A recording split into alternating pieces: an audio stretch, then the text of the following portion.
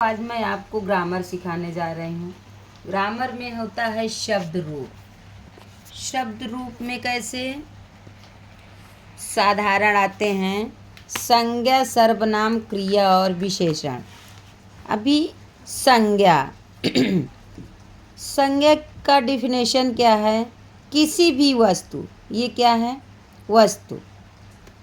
ये क्या है? स्थान, पृथ्वी। और प्राणी, मैं कौन हूँ? प्राणी के नाम को संज्ञा कहते हैं। दुनिया का कोई भी नाम हो उसे संज्ञा हम कहते हैं। बस इतना समझ जाइए, दुनिया का, इस संसार में कोई भी नाम हो बस वही संज्ञा कहलाता है। अब संज्ञा के भेद, संज्ञा के कितने भेद होते हैं तो हमें कैसे ज्ञान करना है दोस्तों? ये संज्ञा को लिखने में हमने 5 वर्ड यूज किए, सा, ज्ञा, फिर उसमें ये डंडी खींचे, फिर ये लाइन खींचे और यहाँ बिंदी दिए, तो उससे मिल करके हुआ संज्ञा। तो संज्ञा के कितने भेद होते हैं? 5। कितने भेद होते हैं? 5। 5 में सर्वप्रथम कौन है? व्यक्तिवाचक संज्ञा। व्यक्तिवाचक संज्ञा में जिससे किसी विशेष व्यक्ति का बोध हो, वो कौन सी संज्ञा कहलाती है? व्यक्तिवाचक। जिसमें किसी विशेष व्यक्ति का बोध हो, जैसे राम, हिमालय, भारत,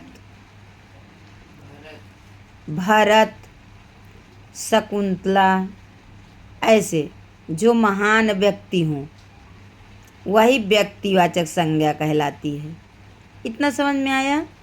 अभी है सेकंड जातिवाचक, जिसमें किसी जाति का बोध हो, बहुत सारे नाम हों, बहुत सारी जातियां हों उनके। जातिवाचक में जैसे पंखा, विद्यार्थी, पेड़।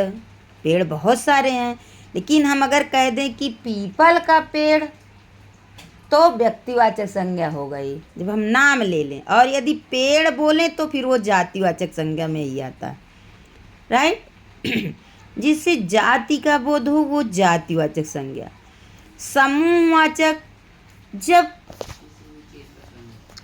किसी भी चीज का समूह, गुच्छा जिसको आप बोलते हो, जब समूहता का बोध हो वो समूहवाचक संज्ञा कहलाती है। जैसे अंगूर के गुच्छे, चाबी का गुच्छा, केले का गुच्छा, जामुन का गुच्छा, लीची का गुच्छा, राइट। द्रव्यवाचक संज्ञा, जिसमें किसी लिक्विड चीज़ें का बोध हो, जिसमें कोई द्रव्यता का बोध हो, वो द्रव्यवाचक संज्ञा। जैसे पानी, पेट्रोल, डीजल, घासलेट आदि। भाववाचक संज्ञा, जब हम कोई चीज़ को न छू सकते हैं न देख सकते हैं, वही भाववाचक संज्ञा है। जैसे हंसना, क्रोधित होना, रोना, प्रसन्न होना, दुखी होना आदि। अब उन्हीं 5 संज्ञाओं का वितरण यहाँ दिया गया है। 5 संज्ञाओं का मैंने अलग अलग वितरण दिया।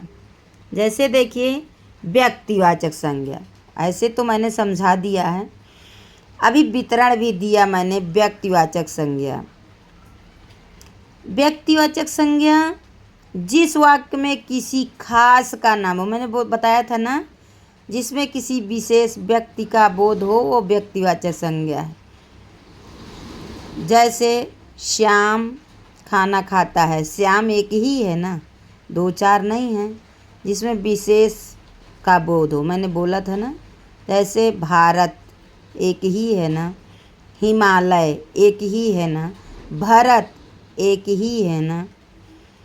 अभी फिर देखिए जातिवाचक संज्ञा, जिसमें किसी जाति का बोध हो उसे जातिवाचक संज्ञा कहते हैं। जैसे वह एक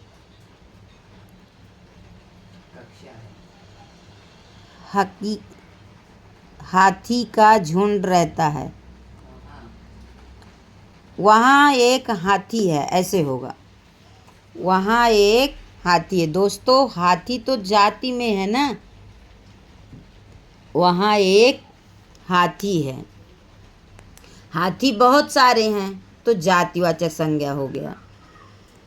फिर समूहवाचक संज्ञा, जिस वाक्य में किसी समूहता का बोध हो उसे समूहवाचक संज्ञा कहते हैं। जैसे अंगूर के गुच्छे, जामुन का गुच्छा, लीची का गुच्छा, चाबियों का गुच्छा, बच्चों का समूह आदि। दोस्तों, अभी आइए द्रव्यवाचक संज्ञा। द्रव्यवाचक संज्ञा में जिस द्रव्य को हम न गिन सकते हैं, मैंने बताया था आपको, न गिन सकते हैं, न स्पर्श कर सकते हैं, न छू सकते हैं, उसे हम द्रव्यवाचक संज्ञा कहते हैं। जैसे तेल, पानी, दूध, लिक्विड चीज़ें आदि।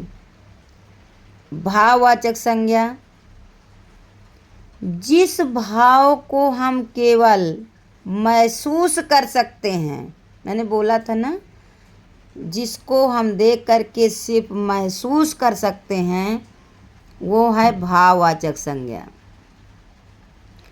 जैसे श्याम बड़ा दुखी है। श्याम बड़ा दुखी है। मोहन बहुत प्रसन्न है। सीता रो रही हैं।